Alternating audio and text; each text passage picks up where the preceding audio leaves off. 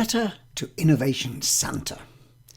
10 essential items for any innovator's Christmas list. Well, Christmas, as my 6-year-old never tires of reminding me, is coming. Never mind that technically it's a month away, and forget the efforts I make, Scrooge-like, not to allow any trace of the season to cross our threshold until at least the 1st of December. She excitedly points out that it's everywhere. TV and online adverts, shop decorations, even some of our early bird neighbours with their flashing light displays. Everywhere the signs are unmistakable. It's nearly here. Which prompts her to write lists, long and getting longer, in case Santa is short of the relevant information about this year's must-have items, without which a 6-year-old's world can never be complete.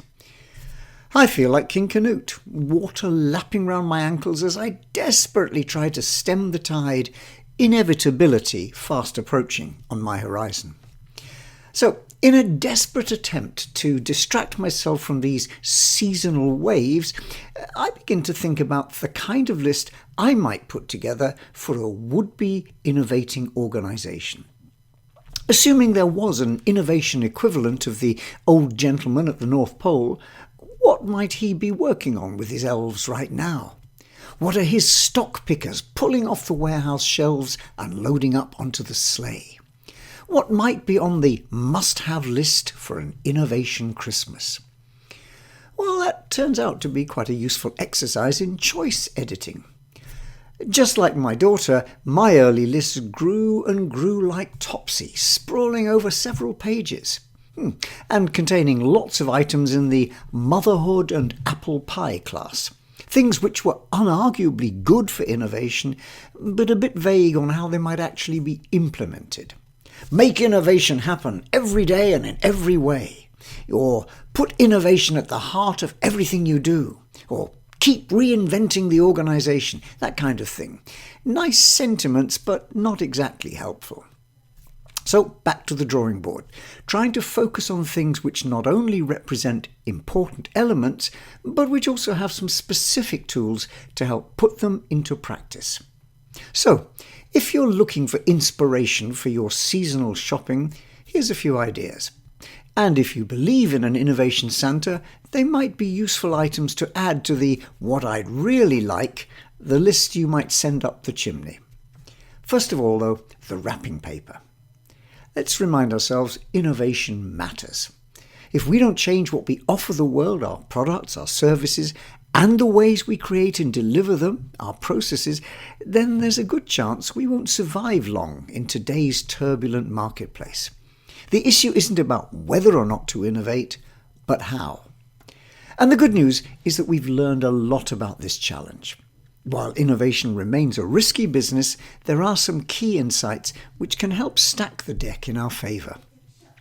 Over 100 years of research consistently show that successful innovators, for example, manage innovation as a process. Innovation's not like the cartoon moment with a light bulb flashing on above someone's head. It's a journey involving key steps, searching, selecting, implementing, to create value from ideas. Anyone might get lucky once, but in order to repeat that innovation trick, we need a process for managing it.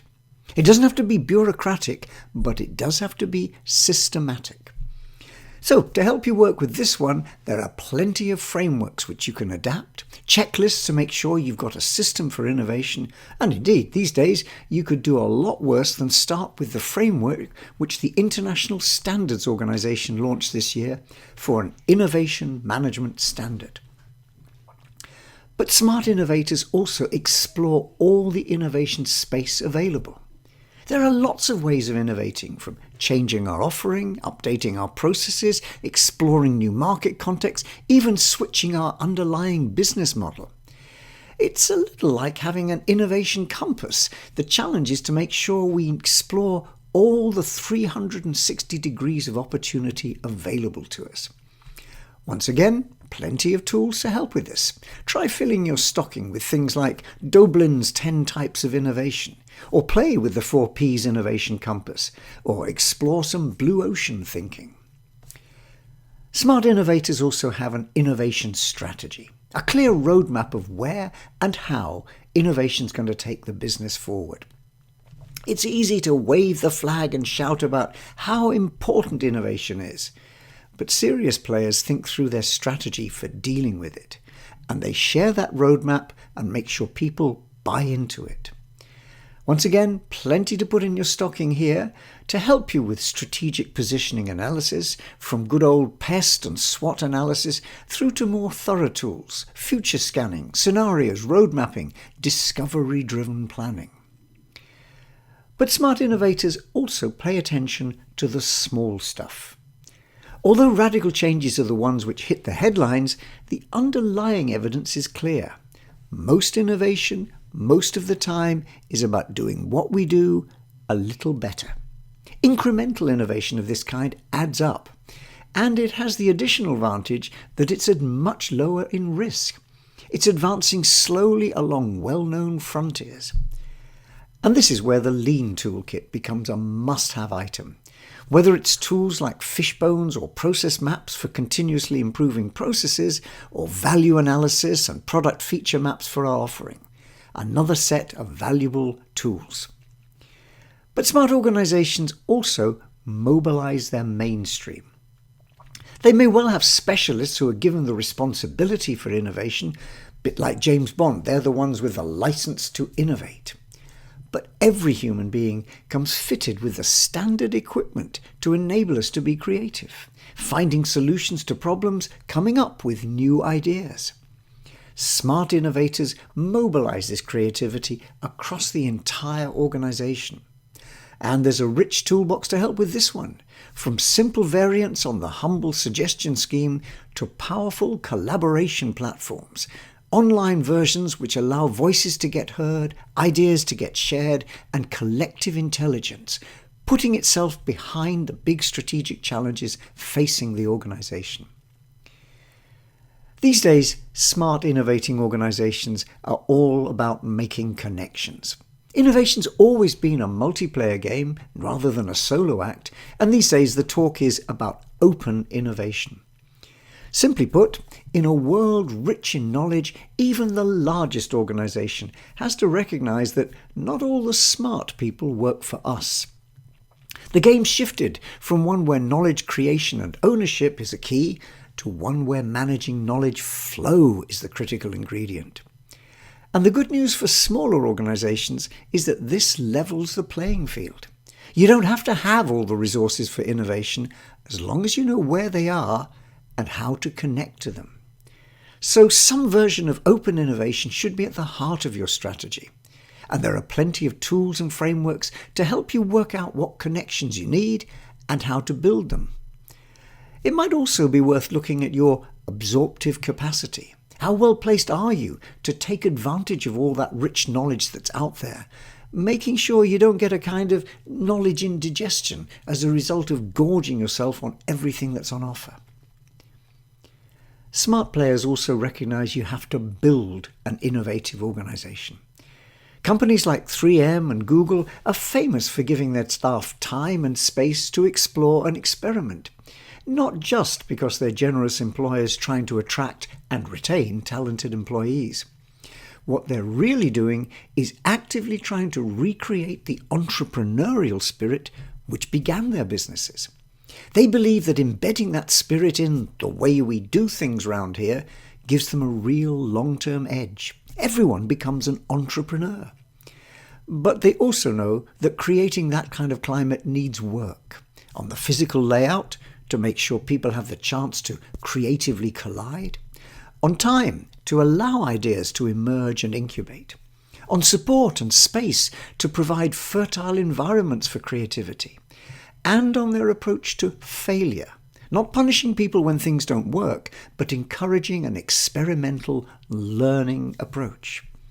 So maybe it's worth taking a look at some of the tools available here to help you assess how much of a creative climate you have and focus on what you might usefully work on to develop it further.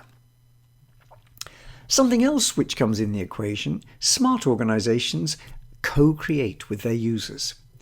Learning from markets has of course always been important, but customers aren't passive. They can also be a rich source of ideas for innovation. So finding ways to tap into user innovation not only generates diverse ideas at the front end, it also helps create a partnership with the marketplace which improves downstream adoption. People will use things, work with processes, feel a sense of ownership if they've been involved in the innovation process. Once again, the good news, we've got plenty of tools and frameworks to help that, starting with design thinking and embracing approaches like lead user methods. One other area, of course, is we need to accept that failure is a part of the innovation story. Innovation's omelette territory, and the odd broken egg is an important part. The key is to learn from failures, use that information to build and strengthen capability for the future. That's been the big lesson coming out of the whole lean startup model for developing new ventures, and it sits just as well inside established organizations making use of agile approaches. And once again, plenty of tools available which help capture and mobilize this build, measure, learn, pivot approach, building on intelligent failure. And perhaps the last thing on this Christmas list, organizations who really want to work with innovation know it's important to build dynamic capability. Innovation's about a moving target. There are constantly going to be changes in technologies, markets, competition, regulation, a host of other variables. So successful innovators build on these principles we've just mentioned, but they also keep checking and updating their innovation management capabilities, learning new tricks and discarding old ones which no longer work. Innovation model innovation.